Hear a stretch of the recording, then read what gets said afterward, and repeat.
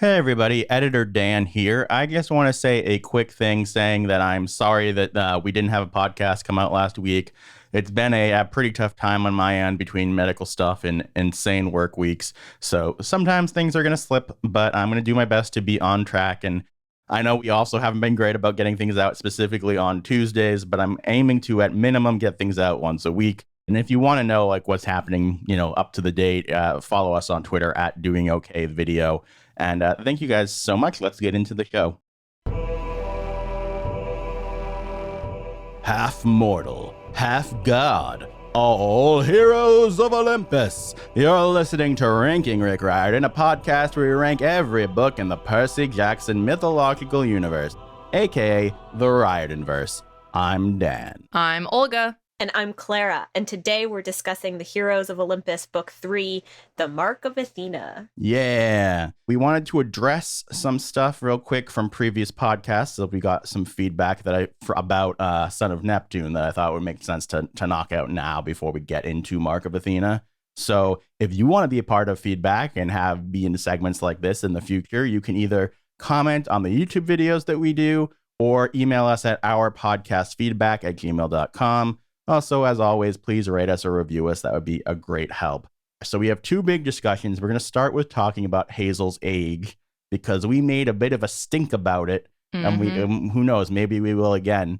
But the discussion was, is she 13 or is she 14?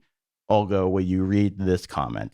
Okay, so Anna writes, Hazel is actually 14. Nico brought her back when she was 13, and Frank just turned 16. So the age difference is like a year and 7 or 8 months. If you go back to The Lost Hero, you'll see that Jason remembers Hazel. That book takes place in October. This book takes place in June. 8 months have passed, and Hazel's birthday is on December 17th.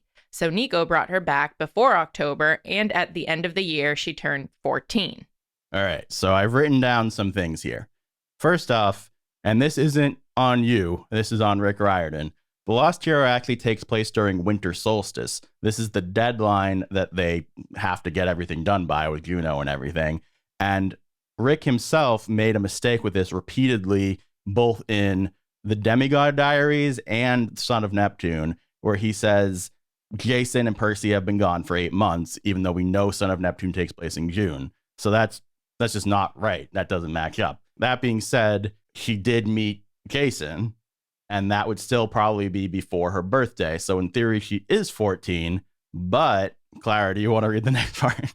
Yeah, I started reading House of Hades, and one of the first things that happens in House of Hades is we get the sentence, in human years, Nico was barely 14, just a year older than Hazel. I should add that we had already started in our group text thread a robust discussion of chronological, what shall I say, mysteries, Yep. chronological mysteries with Hazel's age and the relation between her age and Nico's age, Yep. and there's discourse online about it. Yeah. So it's a puzzle and a mystery. Nico should be younger than Hazel, but not according to stated facts that contradict other facts.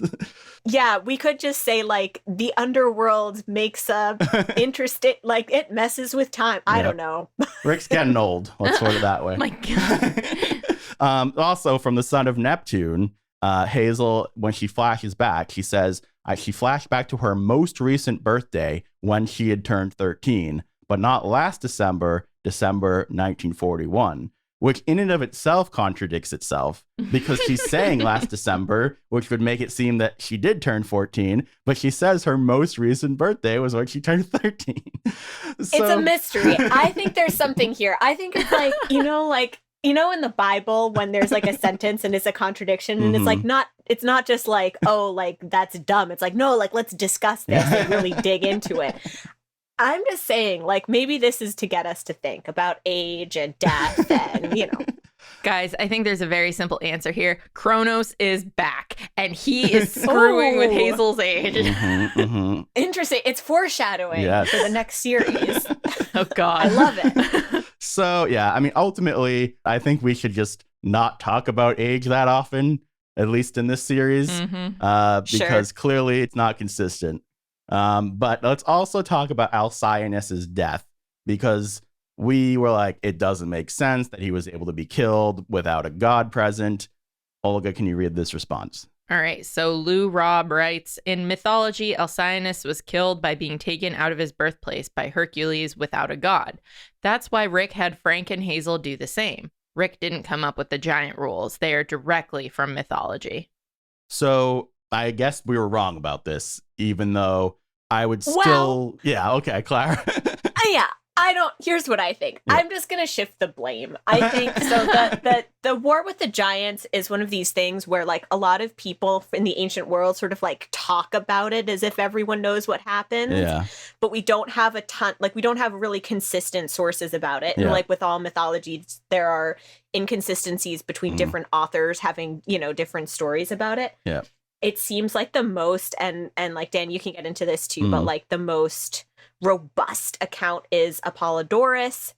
So, and he does this thing where like Hercules, like, fine, okay, he can just do whatever he wants. So like, I'm just shifting my blame from Rick to Apollodorus. Yeah. Because that's bad world building. Yeah. Although I should read Apollodorus before I critique him. I don't know. Yeah, so basically what I've read is that there is a prophecy that says giants could not be killed by gods alone, that they needed mortals to help them. And there's things that back that up, such as Hercules and Zeus working together to kill Porphyrion. But there's also contradictions where like Dionysus was able to kill those two giants by himself as a demigod. And then also like they have Hecate killing her giant by herself, which they even bring up in the next book. There's tons of contradictions. Ultimately, I just wish somebody in the book said, wait, I thought you needed a god and a mortal. And then someone said, well, Alcyoneus is different and Hercules did blah, blah, blah. So, but they do say that. They say that in Mark of Athena. Yeah.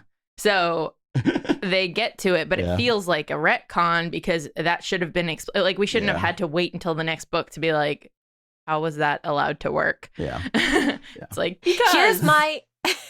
Here's the same way that like I think Kronos is a beautiful solution to the age mystery. Mm-hmm. My solution to the gods and demigods mystery is the prophecy should be like, you need the help of mortals and like they need to work together, but not for each specific giant. And then it sort of works out. I get it. Yep, that works. Overall, they need to work together. Overall. Yeah, okay. The grand scheme, you gotta do some stuff together. So because Mars sent them on the quest, technically he was assisting them. Yeah, well, I think and like Thanatos was there. Yeah, well, I thought what you were saying is like a god helped with one of the giants and didn't help with another one, but a god helped with the other. So if you look at all the giants overall, they had to work together. Guys, ancient mythology. It's not always going to make sense. that's being my Kronos. Said, let's get into Mark of Athena. Clara, what did you think? I love Annabeth. Mm-hmm. Is that the extent? No. This book was great, I thought. Yeah. Just so much happens in these books. I feel like each book, like Lost Hero was really long and a lot happened. Yeah. I feel like each of these books, like they're getting shorter, or it's just my imagination. Maybe I'm reading faster because the weather's better or something. But like... So Son of Neptune is shorter. Mark of Athena, I believe, is around Lost Hero, or maybe a little bit less than Lost Hero, but more than Son of Neptune. And then House of Hades is the longest book. Yeah. No. I just feel like the amount of stuff that happened in Mark of Athena is insane. Crazy. And I will say I'm starting to wish that there were fewer narrators per book. Well, I miss Lost Hero. Yeah, I get where that. it was like 3. Yeah. Well, especially you're already reading House of Hades and that has like everybody. Yeah. So yeah. Yeah, for me, Mark of Athena, and part of the reason it seems like so much happens in Mark of Athena, even though the book length isn't like insane, is because they get right into things, unlike every other book, right? Which is why this is my favorite book. Not the only reason, but like it's great how it gets right. We've dealt with the exposition, we've set up the characters. Let's go. I am such a weirdo because I'm so used to them taking their time to get into it and me being like, ugh, they're taking their time once again, blah, blah, blah. That when it was so jarring to me when we were just like in it. And I was like, wait, I didn't get to have like the full tour again of New Rome. They didn't get to enjoy. I didn't get to enjoy my like the peace and quiet of everyone. And I'm You're insane. I'm crazy. Yes, I understand. Like, that is not reasonable because that was a complaint I had multiple times, especially when we're like, it just before in Son of Neptune, where I was like, again, we have like so much exposition with let's learn about New Rome. Like, we know about New Rome, Olga. Let it go. We could have like split the exposition between the two. Yeah. No, but I like that it jumped right into. Yeah. Overall, so my craziness aside, me like thinking about that and being like, that's ridiculous. This is so good. I completely agree. This book has so much going on. Mm-hmm. And yet, even with the multiple narrators and things like that, I feel like he actually has the appropriate narrator for each scene. Yeah. And having Annabeth finally be a POV character is just like makes such a big difference. It really does. God. Her chapters are so good. Yep. I mean, I really don't know, teasing for part 2 when we actually do the rankings. Yep. I don't know where I'm going to put this book. I am very undecided about how much I like it. I'm not saying I dislike it. I do definitely feel like I enjoyed it. Yep. I just don't know if it's your favorite. If it's my favorite. Yep. I'm hoping this discussion over the next 2 podcasts will help me realize that. But like, man, Annabeth was just so great and Percy was so great. Piper is definitely good. Yeah. Leo. All right. So I will say, jumping back a little bit. Yeah. So I totally agree. Best Annabeth book by far. Also, what I find really great about this book is I think it's the best Percy book. Like, I think it has the best work for him as far as characterization goes, and I think he and Annabeth's relationship is the best it's ever been. I mean, I guess it's the first time. It's the first time they're really allowed together. To be in a relationship. Yeah. But like, it's great, and they actually feel grown up, and I just really like both of them so much in this. I think that I know you're gonna have your issues with Leo, but even though I don't necessarily like Leo as much in this book, I still think they do really good character work with him. Yeah, and then spoiler alert, but like the continuity between that growth in this book and the next is like excellent. It's excellent. Leo is such a like full character and I love him, and I completely agree, Dan. Like this is one of these books. It sort of reminds me of Harry Potter, like really for the first time in that like this is a grown-up-er version of Percy and Annabeth. It's not just sort of like, and now also they're 16. It's like you really see them as 16 rather than 12, and you can see how they grew as people, and it's like, oh my God, I love it. And one thing about the Leo stuff is I can't complain about it that much because my biggest critique, honestly, of this book is I think there should have been more conflict between the group. And so if you took away Leo being kind of a dick, that would hurt that even more. And so like, I think that when you bring this group together and you have this, I think overall he did a very good job of using the ensemble and making sure everybody got their moments. At the same time, I think that they kind of gel together a little too quickly. And I don't personally love, I think that they should have had the fight between Jason and Percy like near the end of the book, not at the start of the book. But I mean, Clara mentioned just like Leo becomes a full character in the context of House of Hades. Yeah.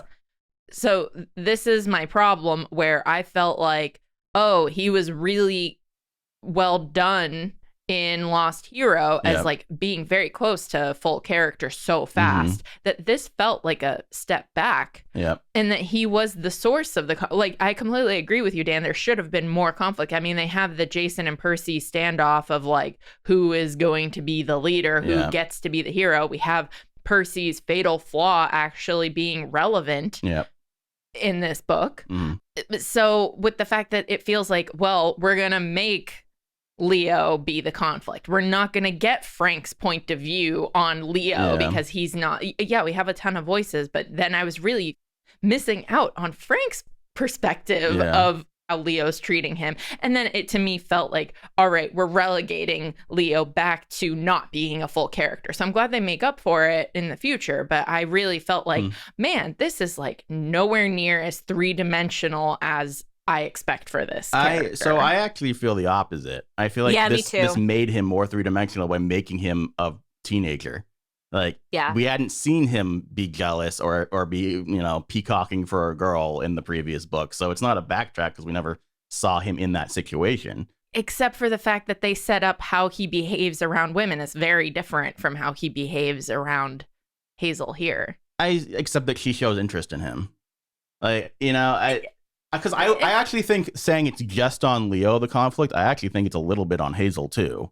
Like, I think Hazel definitely is like, not in the same way that Leo is, but like she's definitely conflicted, which I think creates further conflict between Frank and Leo. I agree, but then I go, well, I now want to be in her head too. Yeah. Like the fact that this love triangle is strictly from Leo, who is from his eyes, at least in this book, and he is acting like a teenager, and he's the only one who's acting really, really like a teenager, because I wouldn't call how Piper's acting or how like Percy and Jason are acting, that's not them acting like. Ooh, I disagree. Really? I think Piper's totally acting like a teenager in this book. Because she's so jealous. She's super insecure the entire book. That's okay, I agree. I feel like I misspoke there. But my point is that her insecurity about her relationship with Jason is her character arc in this book, but that is separate. Like, so you have her and Frank being like, we're the teenagers, and then you have Percy and Leo.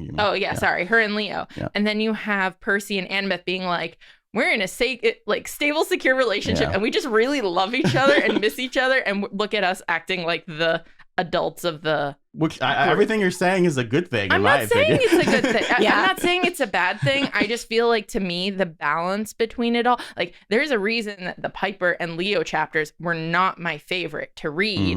And that's because in contrast to Percy and Annabeth, who get to act like, full real people, like the way Clara was saying, like it was. I really feel, for me, the Leo stuff, it's so realistic. Yeah. In my opinion, and it's just so, it gets to his godly parent. This is jumping ahead, but with the Archimedes, with the sphere, and there's this question of like, what do you care more about, like this really cool thing or your friends? And he's like, there are all these points for him where he's figuring out what his priorities are, what sort of a person he wants to be, and that's what Percy and Annabeth have sort of already had in the last series. Like, they've been going on this path of adolescence and discovering who they are. Yeah. And Leo is on that path, and we're seeing it. And I love that he's not just like, and he's a great, like, he already knows he's still in this it's self-discovery, and I think it's great. And you mentioned the godly parent thing, but I think that also, in addition to the Archimedes thing, I think that's throughout the entire book, because I think that's why he's being a dick. Is because I think once in a while he realizes he's being a dick, but definitely there are times throughout this where he doesn't realize what he's saying is coming off badly to other people. I would say especially in the part where he's talking about how stupid the Romans are and stuff like that. Yes. Yeah. No, I just think it's so good. I think it ties together godly parent stuff and adolescence in a way that's just like, I find it in like really good writing. And I actually disagree with you as far as us not really getting Frank and Hazel's perspective in this triangle. I understand we don't literally get their perspective, but we get Frank going to the aquarium and feeling insecure, and Percy trying to help him with that. We get Frank going to Annabeth, which I think is one of the best scenes in the book. I love that scene. And we get Hazel going and having the Sammy flashback and seeing why she's so, torn because of all this. And I think that honestly, it's not that far into the book that we have the scene where they have like the horse underwater people. And by that point, he and Frank are already beginning to understand each other better. So like, are they? Yeah, no, they totally have. They both. He realizes why Frank is like freaked out by him because of the fire and everything, and he starts thinking. He realizes that in that scene. Yeah, that's what I'm saying. Oh, okay. At that point, he starts to realize, oh, Frank doesn't just like hate me for no reason, because I think there's multiple things going on in Leo's head. He thinks Frank hates him, so he doesn't know how to handle that, so he makes him hate him more, and that's why I think that this is the most three-dimensional that he is. I think so too. Yeah.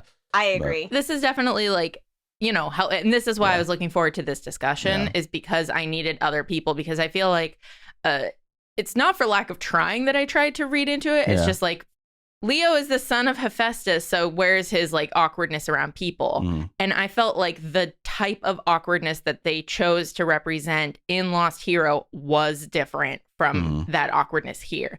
And we had the thing of like, oh, he's a jokester, he's a class clown, he's this.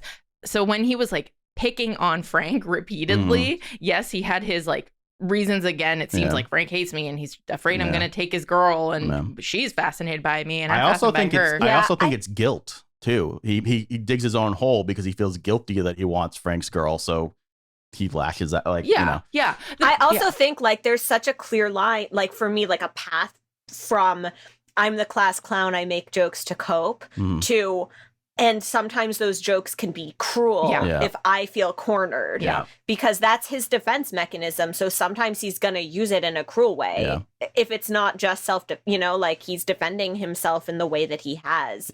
I can so the thing at the end of the day is I appreciate and respect Leo's arc in this book more than I like reading it. I don't enjoy Leo in this book. You know what? I think you just hit the nail on the head for me, Dan, where I'm like, all right, you guys have like helped me rationalize why it's happening and like why this is the way it is and the value of that.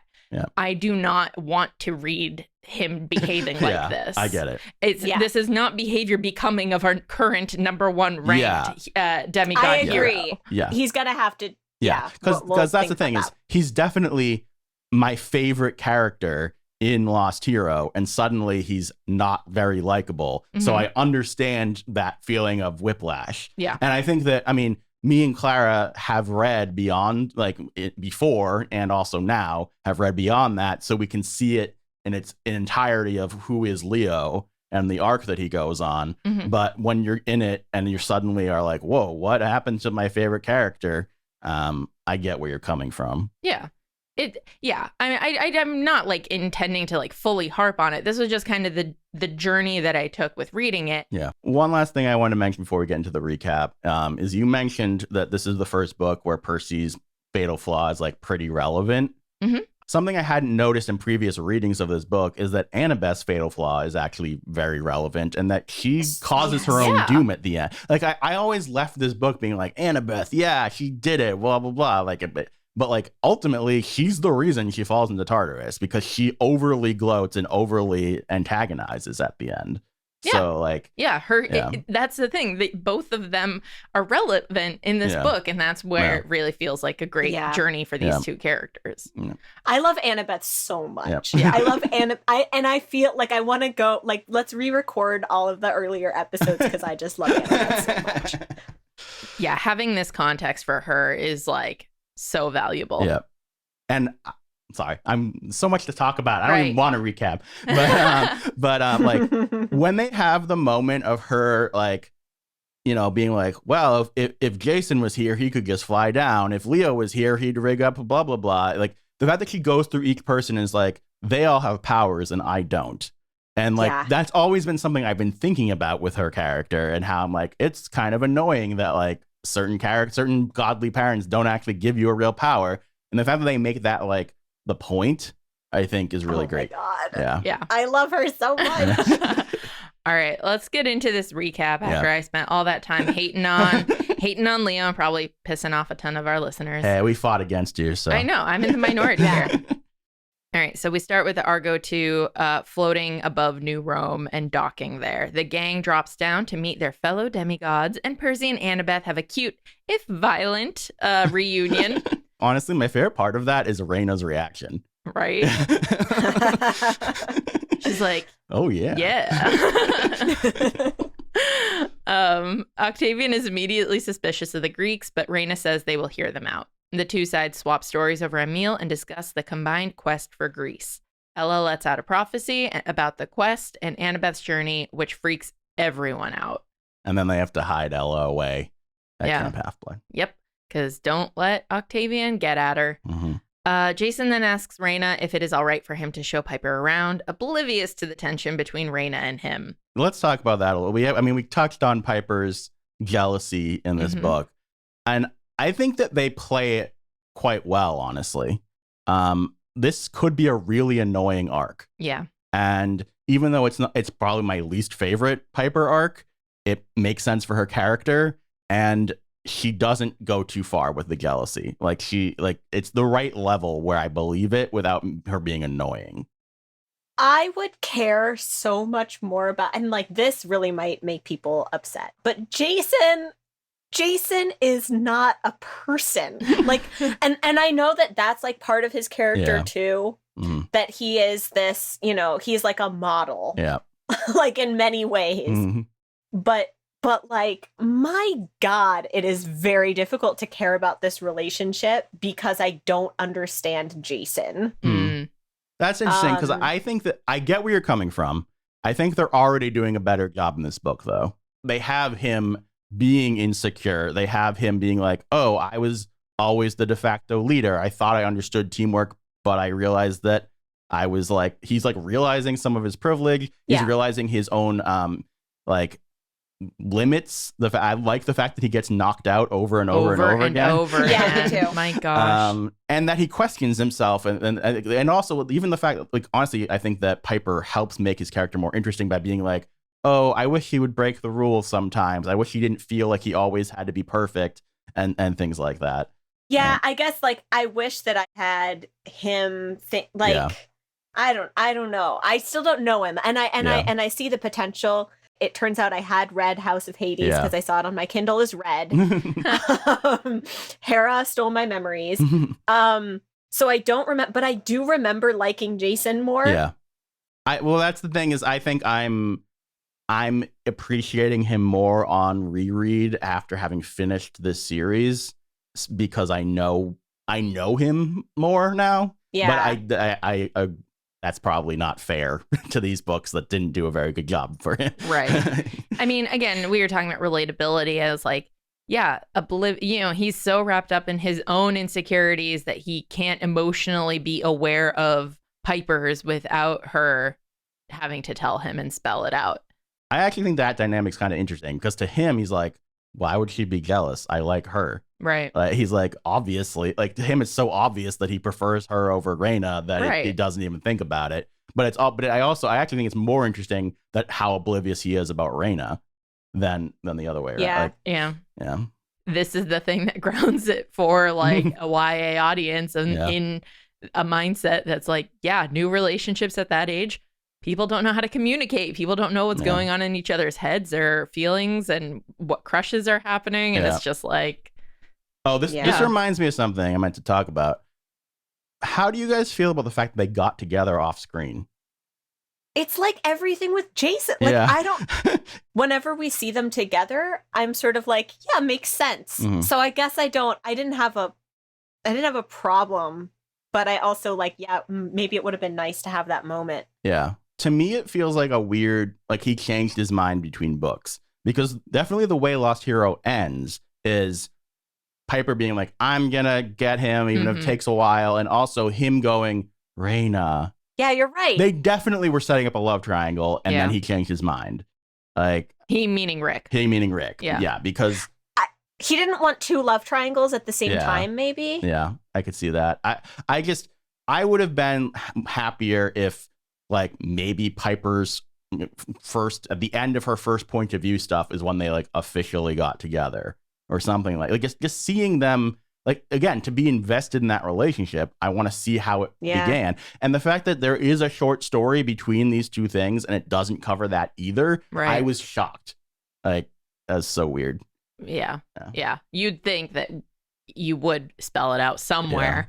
It definitely felt like, oh, he knows about Reyna and some kind of warm, fuzzy feelings, whether it be because Praetors traditionally get together or what, but that is not like at all continuing. He's just like, you're my girlfriend. Why wouldn't it be anything else? And she's like, I want you to be my boyfriend. Oh my God, please stay my boyfriend. Please. Like, it's very teenage and in a not, at least to me, super off-putting way, but not like my favorite thing either. Well, because I also like that she's not just jealous of Reyna, she's jealous of New Rome. She's worried that Yeah. that he's not going to stay the person that she loves. Yeah, the Yeah. camp half-blood Yeah. version that she met in the Man of the False Memories. Yeah. Raina takes Annabeth, the quest leader, for a walk. They quickly form a mutual respect. I love this scene. I love them talking to each other and the way that they're like similar yet different ways of going about it, like about leadership, just like jive or run parallel. They're like two of my favorite, like my favorite like friendship that we have. Yeah. You know, like one-on-one friendship. I love them, and I love Annabeth and Piper. And it's like, now that we get Annabeth's point of view, all of a sudden there are female friendships. Yeah. Which is really fun. Yeah. And they're not like, it's very now good. there's multiple females in a book. Yeah. Other than Rachel and her. There's no romantic rivalry between when Annabeth is involved, and that's just like very nice. And that Annabeth and Piper can talk about their like or think about their boyfriends and think about like how their relationships are different from each other's, and it's not like a weird obnoxious thing. It's just like how people are. Right. It's really great. Yeah. And again, them like touching on their trauma, touching on the things of Cersei's Island and the burdens of leadership. Stuff, with Raina is just like so good here. Yep.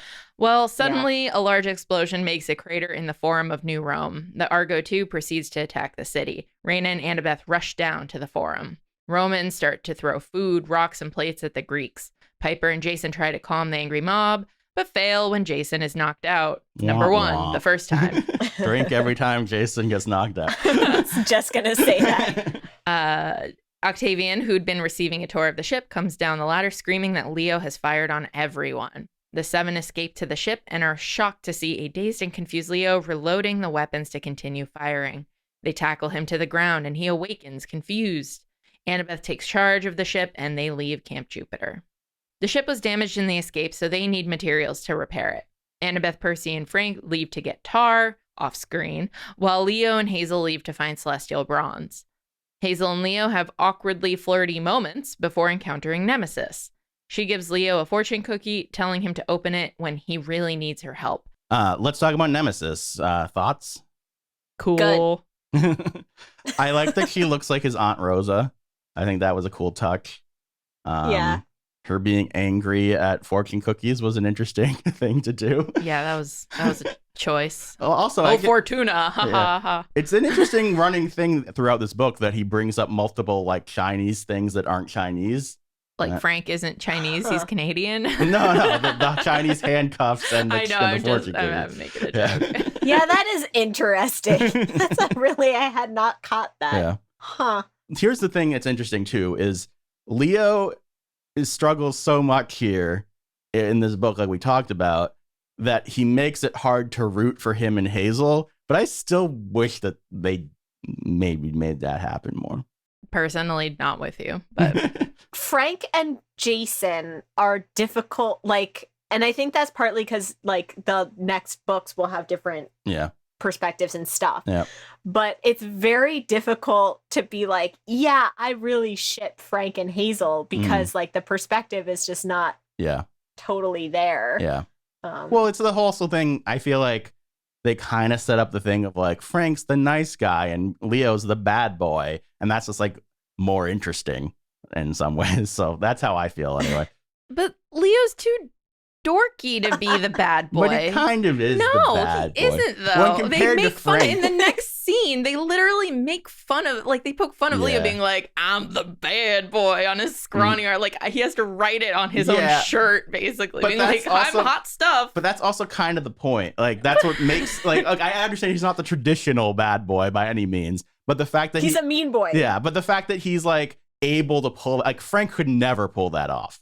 Right, the fact that he is able to have that confidence to make fun of himself, and also be goofily again. There's the whole the thing with Sammy and how that parallels there, but no, I just the archetype of Leo is very fun, but at the same time, I'm still riding the high of Son of Neptune and and the goodwill of the Frank and Hazel relationship there. So to me, it's just Leo does not stand a freaking chance. Like, Yeah. I can't be on board with a love triangle that I am just like not seeing the girl's perspective of really be like, she doesn't want Leo. She wants Sammy. She's torn by Yeah. Sammy and the fact that he looks like that. So the flashback to me of like seeing that is really to me more like, okay, Hazel, like, you can be friends with Leo and move on from Sammy and have your relationship. And I your think, doomed relationship with Frank. Yeah. And I think that's how it's supposed to go. But that's how, you're supposed to feel that way by the end of this book. You're not you're not supposed to be shipping Leo and Hazel by the end of this book. I'm not shipping them from the beginning of the book is the problem. Yeah. I'm wondering whether, okay, so we have a son of Aries and a son of Mars. Oh my God. And a son of Hephaestus vying for a girl's attention. And, Hephaestus is married to Aphrodite, but she has an affair. Right. And when we've seen Hephaestus, he's this sort of like, he needs to be in his own head, in his own world, right? Because he doesn't really have strong relationships with the other people. Yeah. And I feel like this is Leo trying to figure out like, okay, well, maybe even if I don't have Hazel, I can still have relationships with other people. Yeah. And I think that's interesting, building off of the son of Hephaestus stuff. Well, and I also think you're supposed to think that the whole Nemesis calling him the seventh wheel is a huge part of why he acts the way he does throughout this book too. Yeah, definitely. But yeah, to me, the reason why I do kind of ship Leo and Hazel is because to me that creates a far more interesting relationship where there would be conflict within that relationship, and it wouldn't be just they're a perfect couple. Like Frank and Hazel are cute, and that's like the end of it, right? Like that's how I feel. I'm like, oh yes, they're both nice people who are cute and nice. I like, okay. Well, the conflict for them is from the fact that like they are on borrowed time. It is not about an internal conflict. It is about the external ones. Yeah, I guess. And I think that's a nice balance to the Jason and Piper and even Percy and Annabeth. Who Percy and Annabeth are like, we fought so hard to get here to the point where we're even allowed to be together, and like, oh my God, we can't lose each other. I don't want to. What would that be? This is still so fragile because we don't get to really be the couple that we want to be. And then we just talked about how Jason and Piper have their insecurities, mostly from Piper's side, but nonetheless, it's like that is all internal monologue stuff. So I personally don't need a third couple that is also like, quote, afraid of being on the verge of breaking up. That's just me. Yeah, but I'm never worried about Percy and Annabeth or Jason and Piper breaking up. Breaking up. Whereas I would be like, oh, are Leo and Hazel going to be able to actually make it work? And anyway, we've talked about this. Yes, we've talked about this a healthy amount. This is just, this was a scene. Nonetheless, I really like the Nemesis scene. I like her stuff. I like the path that the conflict that it does introduce in Leo, the fact that it gives him something to do that or worry about that is not just romantic. Yeah, it's still an internal thing of journey of that, seventh wheel. What is my value? Do people like, these are valuable things and valuable questions. Yeah. All right, so the pair come across Echo, who's trying to save Narcissus, as both of them have been brought back from the underworld. Narcissus is being fangirled over by nymphs while he is staring at the reflection of himself through the lake and into a large sheet of celestial bronze. Leo distracts Narcissus and the nymphs and with the help of Echo, while Hazel retrieves the celestial bronze. Leo and Hazel are pursued by the upset Narcissus and the nymphs, but they escape to the Argo too. I mean, this was a funny scene. I enjoyed this quite a bit. It was a lot of, fun, goofy action. I do like the fact that Leo had to put on the charm and the way they use Echo here. And it was fun to see his take on Narcissus, too, I would say. Such a classic, like one of the most classic myths, I feel like, and it had to be done. Yeah. So. I feel like this is such like old school Riordan. Yeah. I feel like this is one of the first Greek myths I ever learned in school, like in elementary school. So having it be contextual of like, it's like a boy band, but he's just beautiful is like very funny to me. Well, and I think for the time, it was also an Edward Cullen thing. That makes sense. Or One Direction or something. Yeah. It's fun. Thanks to Catoptris, the group flies towards Topeka to meet Bacchus. Jason, Percy, and Piper head out riding Tempest and Blackjack. They meet Bacchus, and Percy annoys him. He has great relationships with the gods. Like, so good. So good. I do like how this shows the difference between Percy and Jason, though. Yeah. Where it's, and even Piper's like, whoa, what are you doing? Yeah. I love Percy. Percy was so like, dude, calm down. This is a bad call. Yeah, no, this is great. Bacchus reminisces about fighting giants as a demigod. He helped defeat the twin giants Ephialtes and Otis. Piper takes this as a sign that he's part of their quest, but Bacchus says that he will only help heroes that offer him great tribute. However, before leaving, he does tell Piper to seek out Phorcys in Atlanta. Anything? Nah. Okay. Bacchus is okay. All right.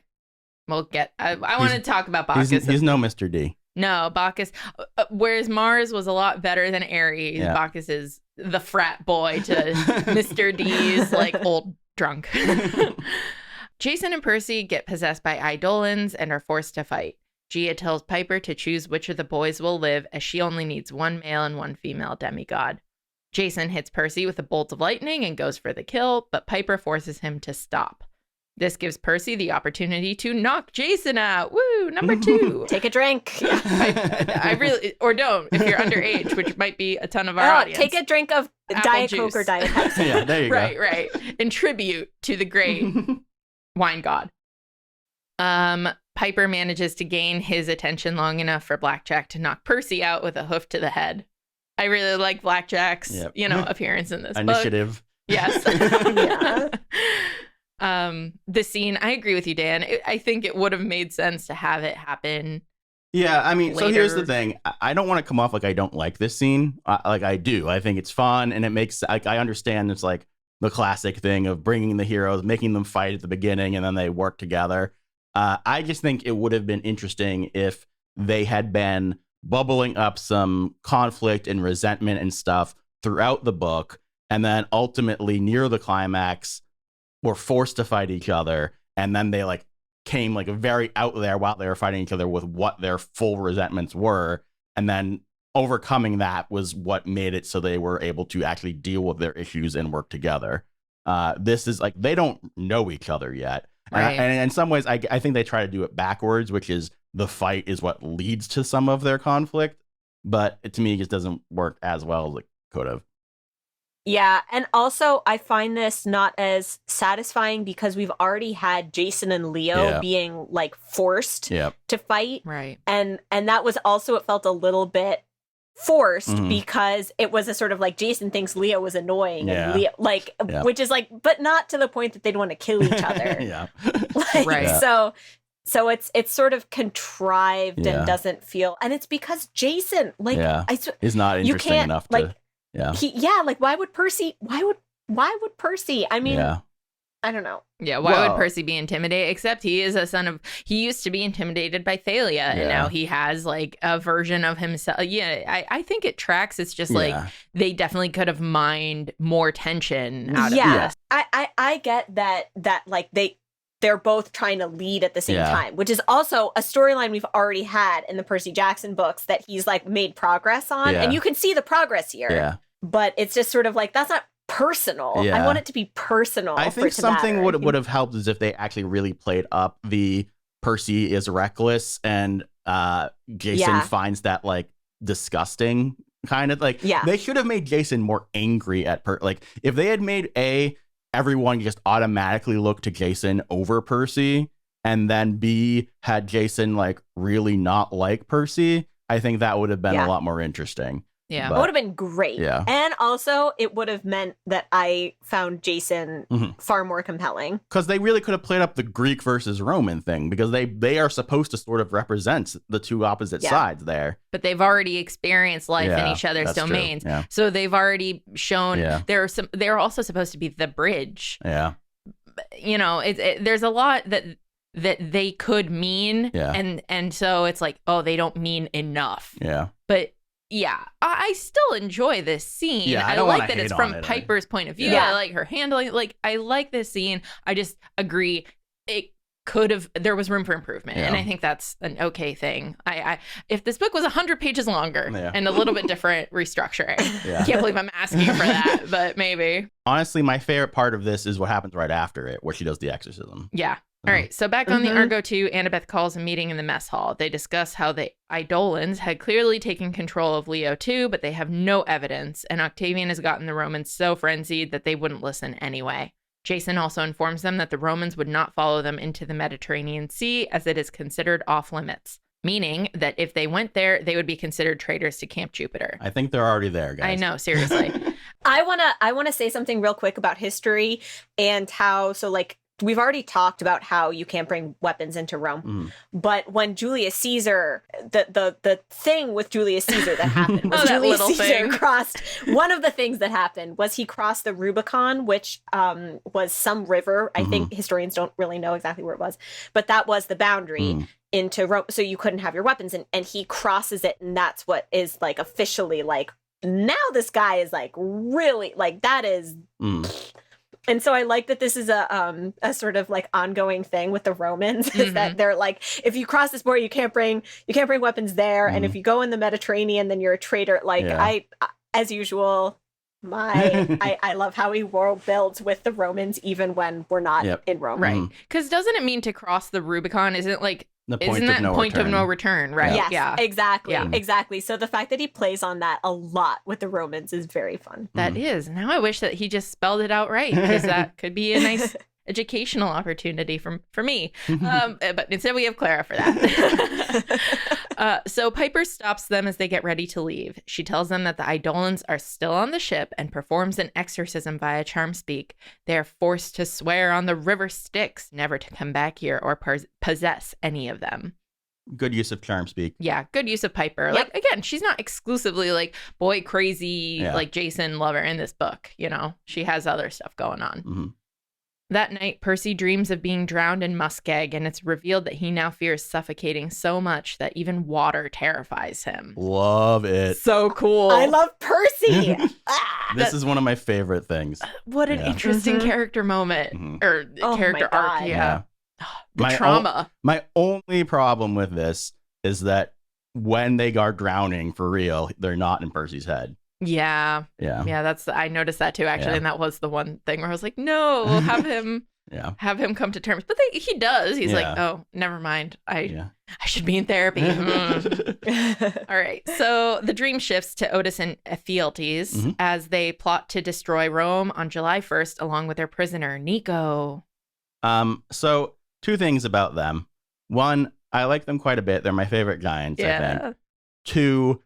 There is some unfortunate coding of, I forget which one of them. Otis. Yeah. And how they kind of make him, I don't know what you're supposed to take it as, but making the villain that is not great. Flamboyant is unfortunate coding, especially with their like, it's the theater, it's the performance. It's like, this is a trope. Yeah. It's a little unfortunate, but nonetheless, they are enjoyable. Like they're interesting to read about. Yeah, they have more going on than any of the other giants so far. Yeah. Annabeth wakes Percy to have a scandalous date night. She takes him down to her favorite spot on the ship, the stables. They wrap themselves in a blanket and look down through the clear bottom of the boat. Annabeth likes this place because it reminds her of the Kindness International truck where she and Percy first connected. I also like the fact that Percy's like, wait, these are doors and you're just okay with sitting on them. I love them. I've never, and like we were saying, like, it's not like we've seen them together really before, but I love them so much. And now I want to go back and reread the Percy Jackson books because I'm like, and how did they get here? As if I forget. But I love in the illustrated version of Lightning Thief, there is a picture specifically of them connecting for the first time with the zoo animals behind them, and it's really cute. That's sweet. I this is like an amazing scene. Yeah, like this, he did such a good job of making it grown up while towing the line. Yeah, you know, like mature, but still a relatable for all audiences. So Percy reveals his hopes for their future in New Rome, which surprises Annabeth at first. Another friggin' awesome thing. Yeah. Another thing of like, you know what, like being in a mature relationship isn't just about the things we can't talk about. It's also about thinking about your future and planning together. And even though they're really in love, Annabeth is still a little bit taken aback by that. Yeah. Which I think is great. I mean, that's the thing. You were saying, like, we're never really afraid that they're going to break up or anything like that. But nonetheless, they're still, like, having their own internal lives and thoughts. And it's that fear, that question of, like, I still have so much ahead of me, not to mention, you know, their particular danger. Like, that, can I reconcile that with another person? Like, this to me is like thinking, like, can I bring my high school relationship into college? Like, am I, you know, is that going to work? Is their ambition going to go with mine? Like, that is so real. So good. And also, I like that she's, in addition to, like, being like, whoa, is also the idea of leaving Camp Half-Blood. Yeah. And how her that, home and place she's comfortable. Yeah. So, such interesting stuff here. Well, the two eventually fall asleep, and it's cute, but it leads to Coach Hedge grounding them in the morning for breaking the rules. I adore Coach Hedge in this book. He's fun. Yeah. Frank, Hedge, and Percy head to the Atlanta Aquarium to seek out Phorcys. Cato, Phorcys' sister, shows them their special demigod exhibit of sea monsters. They are VIPs. The creatures are clearly being mistreated, which infuriates Percy. Cato takes Coach Hedge, who loves all the scary monsters, aside as Phorcys shows the boys his side of the tour. He mentions that Gia placed a bounty on the demigods' heads, and that even if they found the map in Charleston leading them to the Athena Parthenos, they would be doomed before they ever reached Rome, and now they're his very important prisoners. He captures Percy and Frank in a tank as his new demigod exhibit. With the help of Hedge, the two escape and rush back to the boat. This is a great SeaWorld parable. Yeah. Well, so A, I like that Hedge actually helps. Yeah. And B, so I was wondering, I obviously see the SeaWorld thing. Are they making any specific comments about the Atlanta Aquarium? Because I haven't heard anything bad about that. But I don't know of anything bad that happened, but this book I feel like was around the same time that documentary about orcas came out. Like almost exactly. I feel like. So it was probably pretty topical. Yeah. I will say I've actually been to the Atlanta Aquarium, so that was exciting for me. So I love me some Atlanta. Yeah. I like this scene. It was fun. It was a different version. I really like the visuals of Cato and Phorcys. It was like very funny and weird, but also it was, again, this to me was very like classic Riordan in a very, but still like well done. And I like the weird combo of Frank, Percy, and Hedge. I know, that was fun. Yeah.